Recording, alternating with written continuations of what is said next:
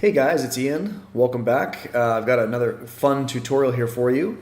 In this one, I'm going to be showing you guys how to make this sort of flowery particle stream thing that you see sort of surrounding this flower.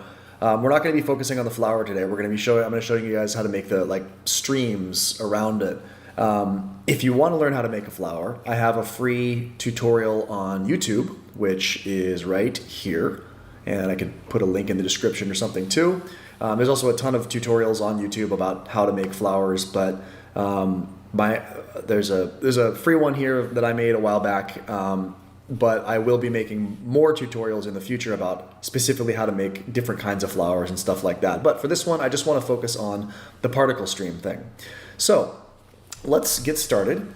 Let's put down a geo node, and we'll just call this particle helix.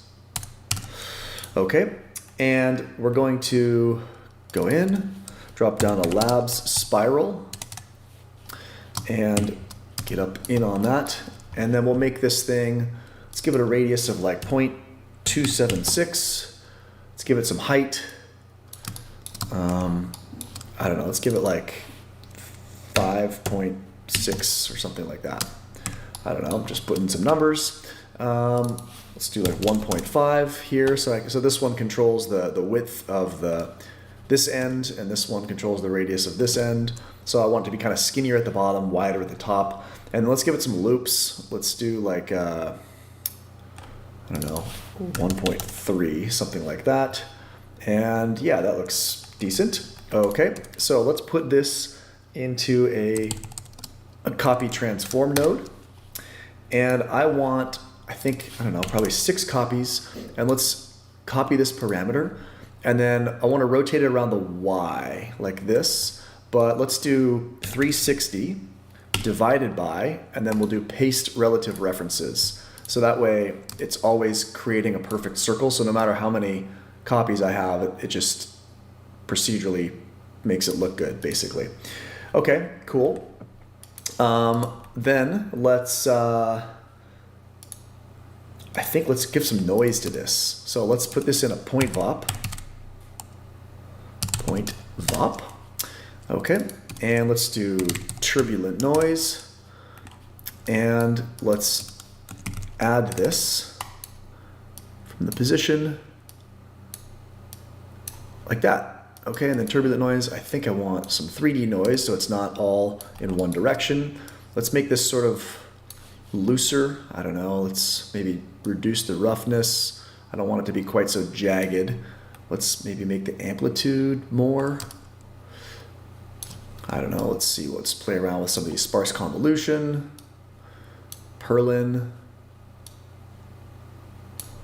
I don't know, that's kind of nice. Let's try increasing the frequency a bit. Maybe we'll do another one too. Let's do another turbulent noise. Take this, and then we'll add a little bit more.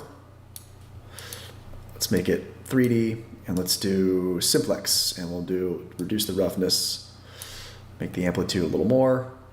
I don't know, something like that. We can adjust it later. But so just kind of want to make it a little bit less perfect. Okay, and then what I want to do is put down a carve node.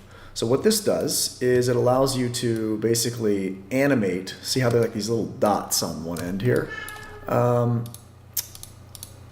It allows you to animate like this, but I don't want to animate it that way. I don't know if you can hear my stupid cat. Ugh. Okay, so the carve basically allows you to animate from one end to the other. So that's what we're going to do. So we'll just take this second U and bring it down to here, put a keyframe, and then let's just go like, oh, why is that? Let's go here, and then just bring this up, and then hit Shift on the keyboard, and I want to make this linear. Okay, and let's see what that looks like. Let's play it in real time. Maybe a little fast. Let's maybe bring this down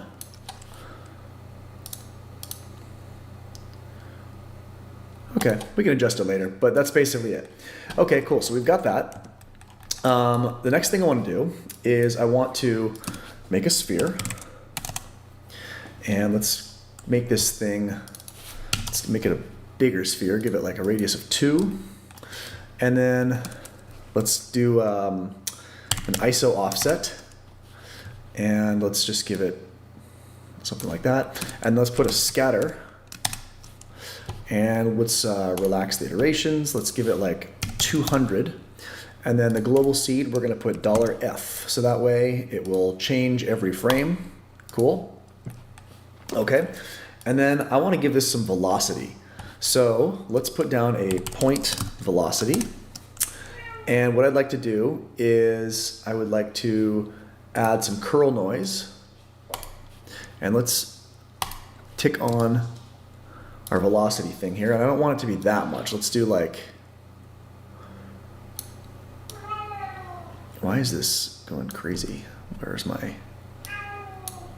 let's do swirl size of like 2.36. Do a scale of 0.36. Why is this so insane? The length of these guys.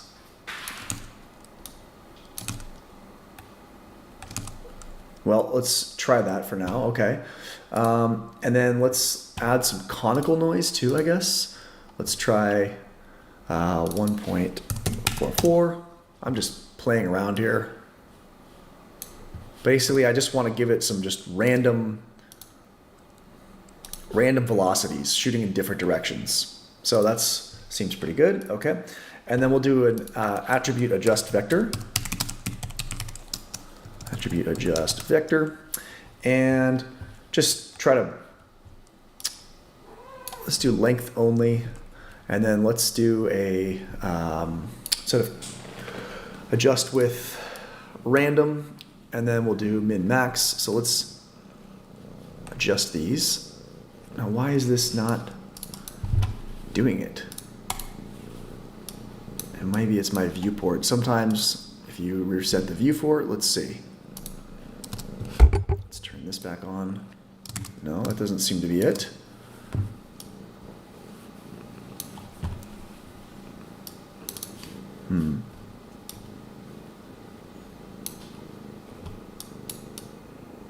There we go, multiply. Let's do like, so this is allowing me to adjust the length of these things. I don't know, something like that. Seems fine.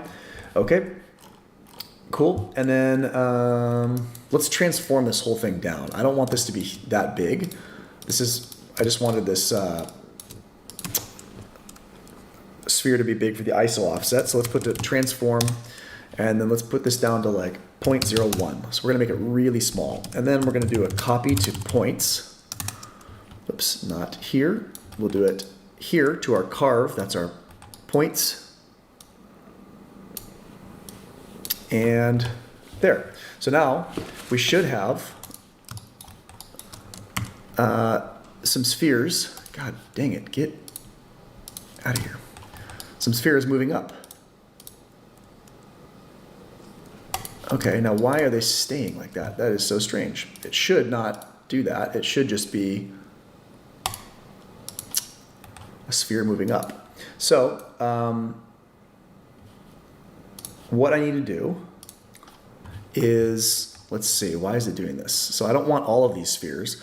So if I look at my carve, okay, I see what the problem is. So with the carve node, we still have all of these points here. It's just, so it's copying to all of those points. I don't want that. I just want the tips. So what I can do in the carve node is just go to extract, and it gives me only the tips. There we go. So that's all I want. I just want these to be moving along the curve like that. Great, so these are gonna be our emitters essentially. Okay, and what I wanna do is do an attribute randomize, and I want it to be after this, and I want to randomize orient, and I want to set the value because we don't have a value yet, and the distribution, I want it to be inside sphere, and it's a 4-dimensional attribute. And then let's make sure we do a seed attribute here. We don't have an ID attribute, but we can just use pt num. So basically, if I tick this on, I want these all, like every frame just to be like completely different random things. So I'm going to copy some geometry to this eventually, and I want them to be facing in random directions when they fire out. So let's turn this off, and let's put this into a popnet. So plug it in like that, and then we'll dive inside our popnet. And what we need to do is the source first input. We want to do all points right here. And for the birth, let's do, let's just bring the life expectancy to like 12, I don't know. And then let's just see what happens. There we go. So it's working. It is working. We're going to need to dial in a few things to make it better, but that is essentially it. So let's let's jitter the birth time a little bit, because right now I can see that I've got some stepping a little bit. So you see how, like right here, you can kind of see the emitter. I don't really want to see that if possible. So let's try doing interpolate source forward. Let's see what that does. That seems to help a lot. Great. So now I've got these streams here. Okay, the next thing I want to do is I want to add some pop drag. So this is really the key here, is I want these to stay contained. I don't want them to just spread out infinitely. I want them to like stay contained. So let's do pop drag. And maybe to help illustrate this better, let's put down a pop color just for now, just so you can see what's happening. And instead of constant, we'll do a ramp, and the ramp based on n age. So let's see, and let's turn off the guide. I don't want to see that. That should help. That is not helping at all. Strange, why is pop color not working? Infrared. Whoops, let's try 12.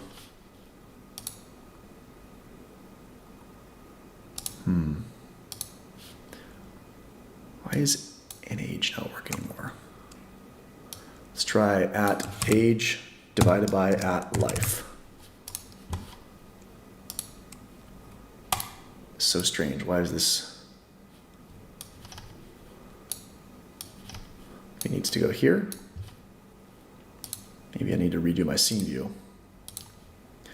So yeah, that is so stupid. So I don't know if you guys have been having trouble with this, but I've had a huge issue with this. I have to reset my scene view all the time in Houdini 20. It's super annoying. I've reported it. I don't know if they've done anything about it, but maybe I need to report it again. So let's just, let's go 0 to 1. There, now that helps a little bit. So we can actually see what's happening here. And maybe let's just make it like 2 colors. Let's just go here. We'll make the tips red, and we'll make this like really dark so that it's really easy to see. Oops, let's flip it. I want the newest ones to be red.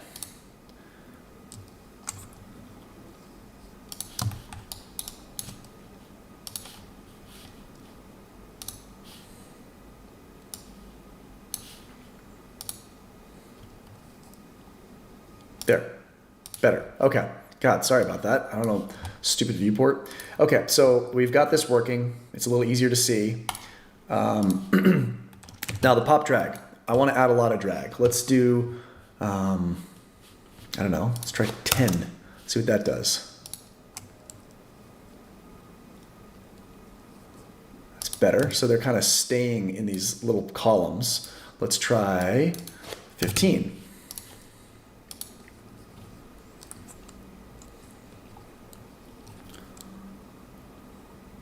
Okay, let's try, so I'm liking how this air resistance is looking with 15. Maybe let's try like 20, or actually, yeah, the higher the air resistance, the more they're gonna stay together. They're not, so what I wanna do, maybe just to give it a little more randomness, let's do, let's use a vex expression, and if we hover over this air resistance, we can see the parameter. It says air resist. So if we go air resist, gotta spell it right. And then we'll do equals, and I want to change this to 1 actually for now. So air resist equals, and then what I want to do is random at ID. So for each particle, it's going to randomize it. But a random function gives us a value between 0 and 1. So, and I want to fit this between higher values. So we're going to go fit random at ID between 0 get out of here. And we'll go 0 to 1. And then I want to change that from 15 to 20. So some of these particles are going to have an air resistance of 15, and some of them are going to have an air resistance of 20 randomly. So that way some will kind of fan out a little more and some will stay closer. That is looking a lot better. Cool. I like that. Great. Okay. There we go. And let's add a little bit of pop wind here as well. So let's go pop wind just to give it a little bit more randomness, and we'll just, I don't know, 0.75 amplitude. Let's do a pulse length of 2, and let's just see. Cool. So now they're kind of like a little bit more wiggly too. Nice. Okay.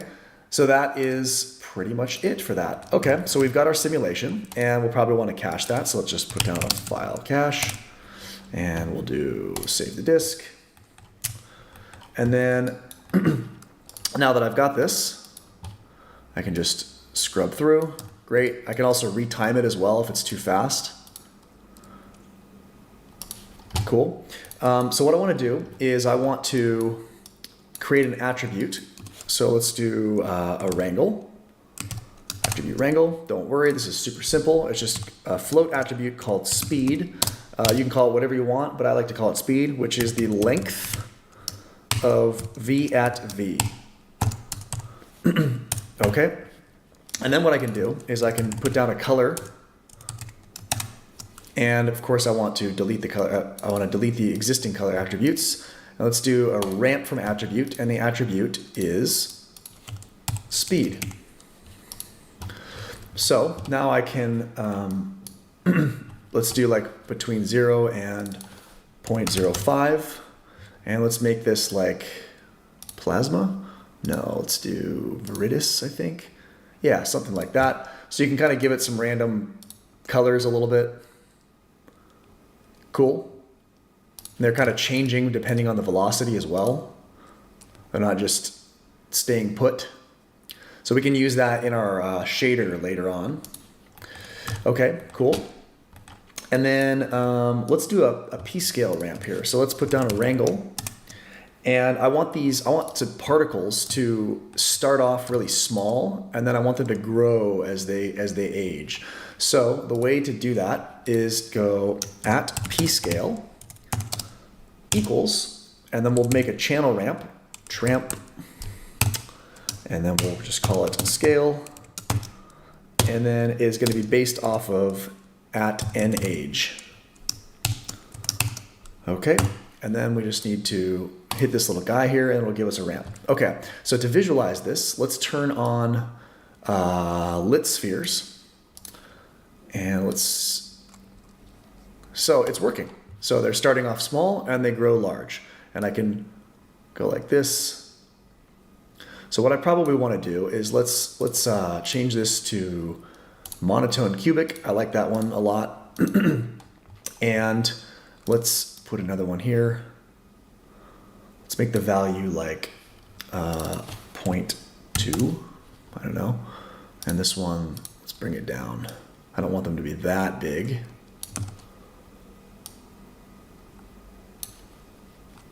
0.2, 0.01, something like that.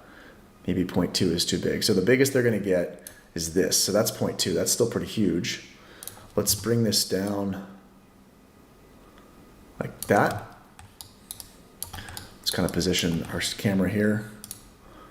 0.01. So I want these to get big pretty quickly. Okay, so now, there we go. We got something. And they kind of continue to grow as they get older. Great. That's fun. Okay, so we can unvisualize this. We can go back to points again. So now we've got our P-scale ramp. Let's call this P-scale scale ramp. Okay, and then I want to randomize this a little bit. Actually, let's leave this visualization on. I was wrong. So let's go attrib randomize. And what I want to randomize is P-scale. And I want, instead of setting the value, I want to multiply. And then we will multiply the global scale down by 0.07, something like that. And then we'll just do a custom ramp. It's a one-dimensional ramp. And I think I want, I don't know. Let's just do something, bring this back to 1. So make some of these be like really big. So this one, let's, the highest should be like 2. So some of them are huge. And then this one should be like 1, like that. And let's bring this here. Let's make this like 0.8 all the way over here. And then some of them can be like, yeah, 0.2. So we'll have a few small ones, a decent amount of medium-sized ones, and then a few like really large ones. Cool. And then because it's multiplying, they'll still scale up. It still follows our previous little scale up thing we just made. Great. Okay, and then let's make sure anytime you do an attribute randomize, under options, always just click on this seed attribute thing for ID. I always forget that, and then I go to render time, and then if in this case it's not going to matter because we're not deleting any points, but if we were deleting points or you had a changing point count or something like that, suddenly the P scale is it's gonna start like popping and be really jittery because it's changing every frame and not sticking to an ID attribute. So just a little word of warning, always just get in the habit of checking that on. I always forget it, and then I render something and I realize it's wrong and I totally screw myself over. Okay, cool. So let's, I also wanna see what direction these things are in. So let's check out the orient. They should be all in different directions, right? Totally. That seems to be working. Great. Okay, so the next thing we need to do is let's put some geometry on this. Now, you don't have to put geometry on this. In this example, in the video I made, I instanced some little flowers on here, and that's easy to do, but you could instance whatever you want. You can leave it as spheres. You can do anything you want here. But for me, I'm just gonna instance some flowers. So what I've done is before this tutorial, I prepared some flowers, and all I did, so for these, if you have I used the Forester plugin in Cinema 4D to generate some flowers. So if you have Cinema 4D and you have Forester, it has like a library of just flower models you can use and adjust, and I just exported them as Alembics. If you don't have Forester, there are tons of flower models online. If you have Megascans, there's lots of flower models. If you have, I think there's free flower models on, if you just like CG Trader or Turbo Squid, but Megascans has a really great library of flowers as well. But like I said, you don't have to do this with flowers. You can do this with any model you want. But in this case, I'm just going to use some flowers. So I've pre-prepared 4 separate little flowers here. And this one here, cool. And what I want to do is, let's get rid of that guy. You want to make sure that each model is in its own separate geometry container. They cannot be in the same one. They have to be separate for this to work, for instancing to work. So if you've watched any of my previous tutorials, I instance things a lot, and I've shown this like 4 times at least. So this is not the first time that you're gonna see how to instance things if you watch my other tutorials. But for the sake of showing you being a complete tutorial, I will show you how to do it again. So we'll do an attribute create, and the attribute we need to create is called instance. And this is going to be a point attribute.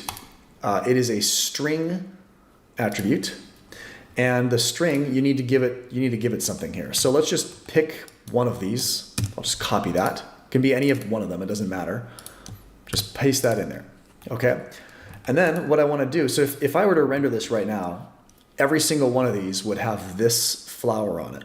But I want to randomize it so that all 4 flowers show up. So we'll do an attribute randomize, and the attribute I want to randomize is instance.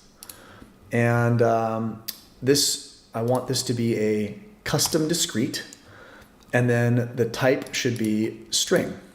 So what that allows you to do is to paste in a string. So let's do flocks2. Let's copy this guy. It's alamanda1. I could just go /obj/ and then it'll come up with some suggestions here. Let's do this, and then /obj/ and then what's the other one we're missing? It looks like rows2. So that'll randomize them. And then these weights here allow you to adjust how frequently they appear. So if you leave them all at 1, they're going to be completely random, 100%. But let's say I'm like, well, I actually want to see more of this rows. I can weight it 2, and it will be twice as likely to show up as the rest of them. Or I can go, I can bring all of these down to like 0.3, 0.2. Maybe I like this one. Let's keep it at 0.7. So that way, this one is the most likely to show up. This is the second most likely to show up. And then these ones, this will hardly show up, and then Alamanda will hardly show up at all. But I like to leave them all at 1 for now. And then I can just, once I actually fire off a render and see what it looks like, I can make a judgment call. So let's do that. I can turn off this lit spheres thing. I said turn off lit spheres, okay. And let's just position a camera in here. Camera 1, click this little lock icon, and let's just get in like here. And let's back it up a little bit.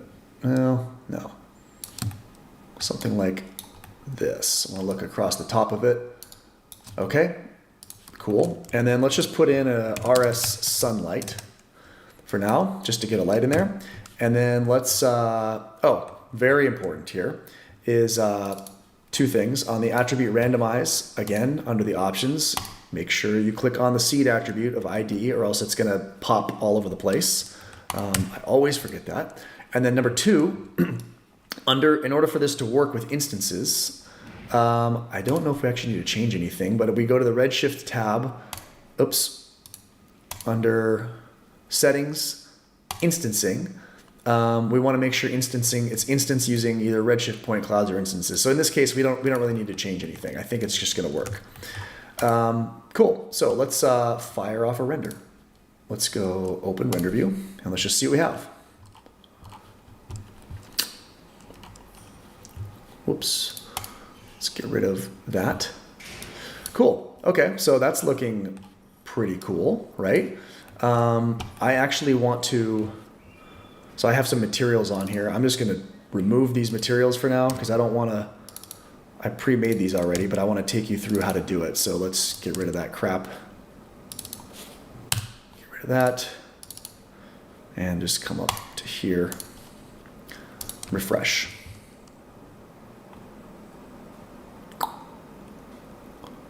Why is that terrible?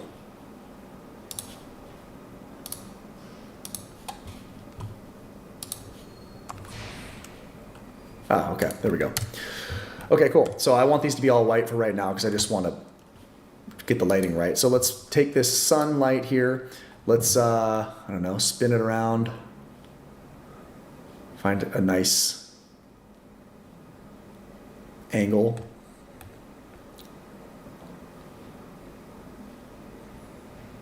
I don't know, that seems kind of nice for now. Cool. So let me show you what we can do with the textures here. So since these were from Forester, they came with some texture maps, which I am going to be using. But you know, you're probably not going to be using the same models as me. You might, I don't know, you might be using something different, but I want to show you the basic concept of how this works. So I want to put the same material on them for all of them for now. So if I just highlight them all and hit /matte/flower. Okay, and I don't have that material yet, so I'll need to create it. So RS material builder. We'll call it flower. Okay, so what I want to do, there's a few attributes I can use in here. So remember, we set up that color attribute. So let's do an RS point attribute, which is already set to CD. Let's put that into the base color. And we need to refresh it because it never works the first time. So cool. That was based on that color attribute that we set earlier. And of course we can, you know, put this into a color correct. If we don't like those colors, we can just kind of swing the hue around here, find something different. Or we could put this into a ramp and it'll change it to black and white or whatever colors we choose. We can make it this kind of blue, and the dark ones can be like a purple or a, I don't know, a green like that. Okay, cool. So let's say we like that for now.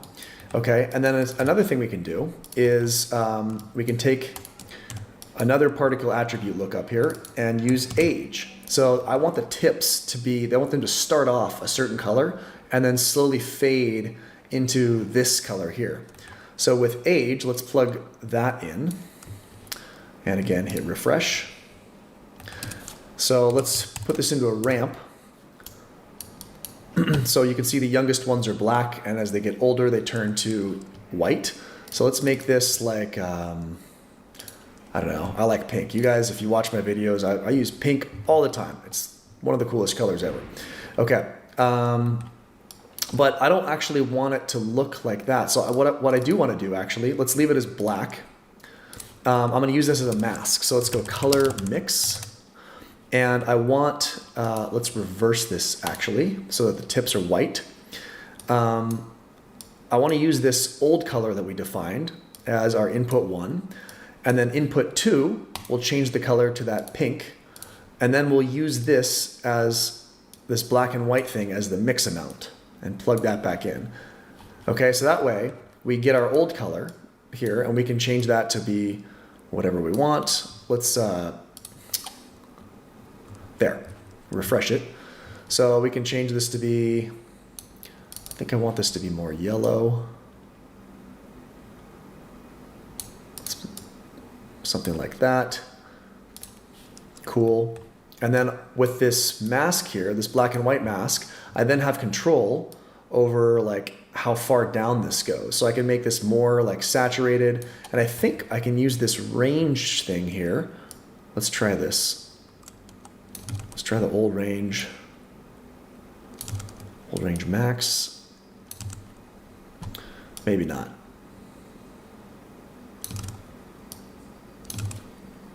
But you have a little bit of control over like how saturated it is. So I want this to be like that. Cool. That looks pretty cool, right? Okay, and then something else you probably want to do is add some translucency. So let's go into the transmission or the subsurface and bring this up to 1. And then let's scroll down to the bottom and under geometry go thin walled. So that way it's not really, it's like a fake subsurface scattering. But what you can do is you can plug this into the MS color. Let's refresh. And I think I can, maybe what I'll do is put down a color correct. So change this just a little bit so that the color that's shining through it is a little different. Maybe make it lighter. Something like that. I don't know. And then we can go to subsurface, change the, I don't think the scale actually does anything when you've got it on thin walled, but weight does. So this is no subsurface scattering. This is a little bit of subsurface scattering. So I want a little bit of subsurface scattering. Okay, and then maybe we can change the roughness of some of this. And then something else we can do is, like, I don't like, some of these flowers down here seem really small. So I think what I want to do is come back up to my model. I think, so let's see which one these are. So these are like these puffy ones, and then let's go to rose. Let's put down a transform here at the end. Oops. Let's refresh. And let's bring up the scale and just see what that does. Try refreshing. Okay, that seems a little better. So you can actually adjust individually the scale of some of your flowers. Let's bring, yeah, I think that looks a little better. Cool. Let's do the same for some of the other ones. So let's try this one. Let's go 0.1 and refresh. Whoa, way too big. That was 10 times too big. So it was at 0.01. Let's go 0.015. I don't like that. Okay, now it's overwhelming. Let's try 0.012. So that's something that's else to keep in mind, is you can individually adjust the size of each model to kind of have them show up a little bit more. Let's go to this Alejandra one, and let's make the scale 2 and see what happens. Refresh. I don't really notice a difference. 1.2. Okay, let's try this phlox. Let's make this 6, twice as big. Let's go 10. Refresh. That's too much. Maybe let's go back to 6. So that's basically it. So essentially, I mean, I left these all at white. I'm not even using the textures that they came with, but what you can do is, you know, obviously you can, so for example, on this, let's use this flux. Let's just to show you what's happening here. Let me go to this attribute randomize, and under distribution, everything except for the flux, I'm going to put to 0, 0, 0, 0. That way, if I hit refresh, the only flower that shows up is the flux. Okay, so then under the flux, I will turn on, I'll show you what I did with the material here. Let me just delete this. And we'll click on this material. And we've got branch petal. Let's go to my material, branch, flux petal. It looks complicated, but it's not. Don't be intimidated. Basically, what I've got is you're taking your original textures that it came with. So if you get these on Megascans or you know whatever you're using, this is like the petal texture. I'm then putting that into a color correction to make it a little more saturated, and then I'm using the speed to create a mask between two different colors. So I've created myself a saturated red, and then I've basically taken the texture sampler, put it into a color correct, and made a saturated blue. And then I put them into a color mix, and the mix amount is the speed. So that I'm basically using the original textures that it gave me, but just kind of altering the colors a little bit based on that speed attribute we created. Then I've also got this age attribute, which I am, you can see we've got it here. I've got this age attribute. So I've taken my, let me get rid of these. They're just confusing. They're not doing anything. So I've got my mix between two colors that I created with the speed. And then I'm plugging it into a color mix here. And I'm making the second input just a yellow color so that the tips are yellow. So that way you can see what I'm doing here. I'm using age to create a yellow tip. So that way it's you know, instead of just making a flat color like we did on the other one, you're still using the original textures that come with the model you bought or you're using or whatever. You're just using color corrects to sort of alter them. And I can come back here and shift the hue, or this one here. Cool. So you can do that. And then of course you can, instead of being yellow, I could make the tips red or pink or whatever I want. And then again, I'm just using, I've got the bump map that it came with. I've got and then I've got the subsurface scattering on with thin wall, just like before. So that's basically it. So let me just kind of show you one other thing here, because somebody asked me about this. So let's actually come back here to the flux. I want to turn back this, get the material off. I want to put on matte flower again so that they're all the same. And then I want to come back in here, attribute randomize, 1, 1, and 1. And then let's hit refresh. Let's put down a grid. Let me turn this off for a moment. I want this grid to be parented to the camera, like this. And then when I pull out of the camera, with the grid, I can just hit enter on the keyboard, hit control to quantize it so that it goes to 90 degrees, and then move this out here, and then scale it way up. And then I also want to put a UV project on it so that I have a UV texture, and then we'll just do render, we'll just do /matte/BG. So this is a little trick I do. It's parented to the camera. This is going to be our background. So now if I move the camera around at all, this background stays there. So, okay, why am I doing that? I'll show you. Let me just reboot this again. Okay, so now I have a background so we don't have to see that stupid like brown background that came with the sun. And I can take this RS sunlight and under objects use enable light mesh associations, and let's just put in the particle helix and the shadows for particle helix, because I don't want it to,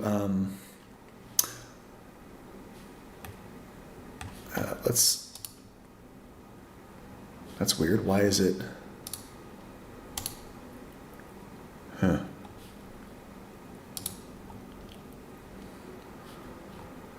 It should only be working on the helix and not the grid.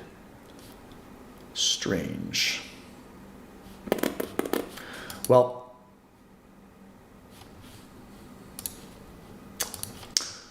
actually what I can do is I can, if I don't want this grid, I can just come into the sun.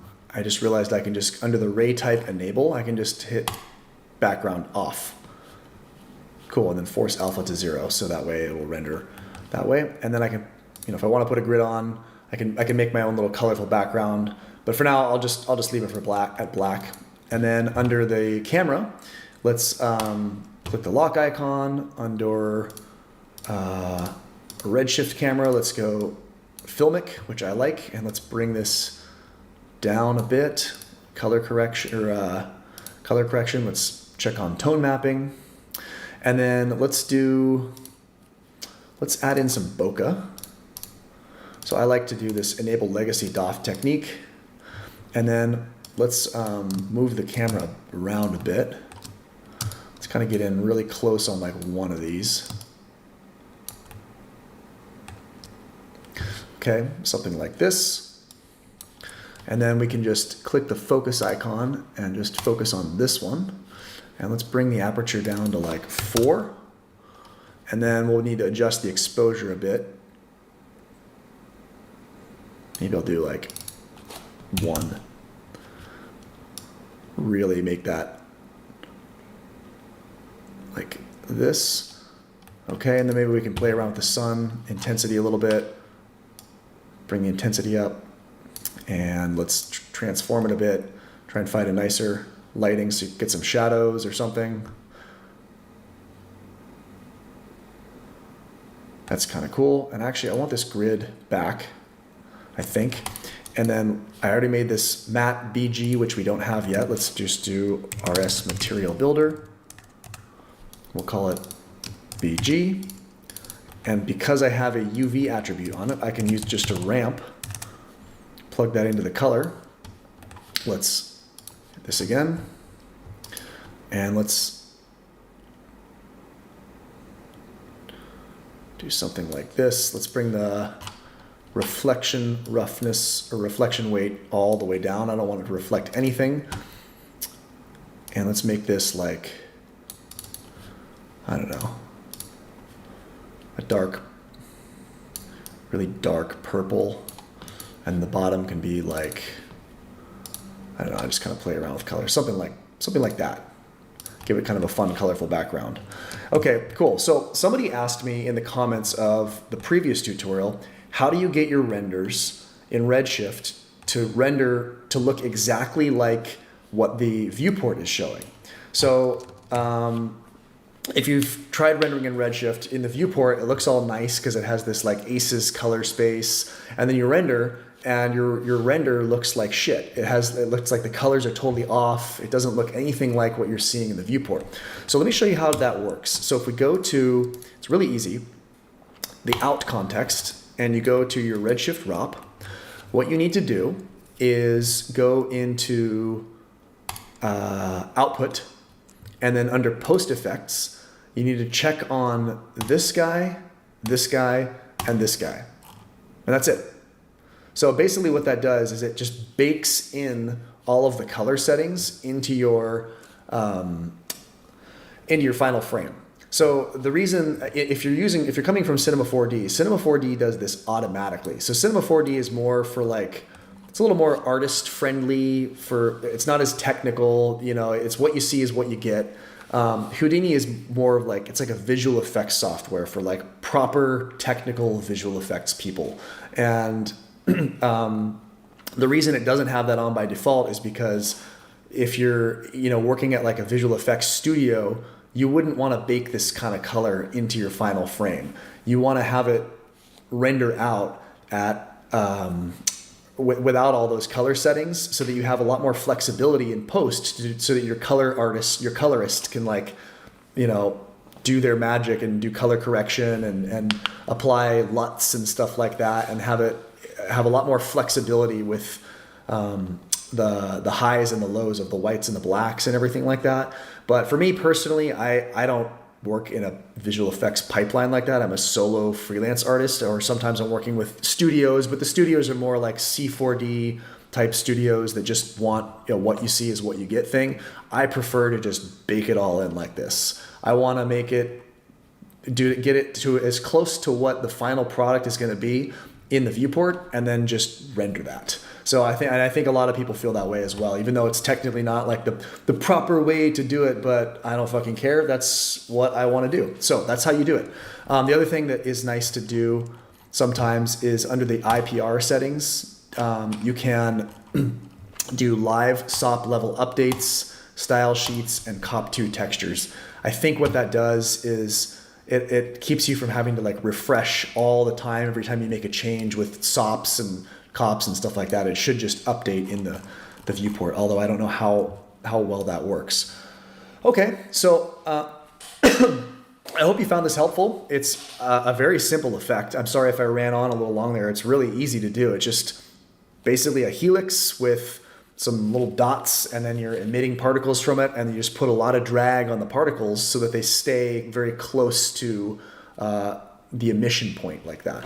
And then you can just kind of instance some flowers on there, or find a model, put some little people or just dots or whatever the hell you want to put on there. But yeah, it's a fun organic thing to do, and you can put something in the middle there, or just try animating your point along a spline, around something, and it's just kind of fun to play with.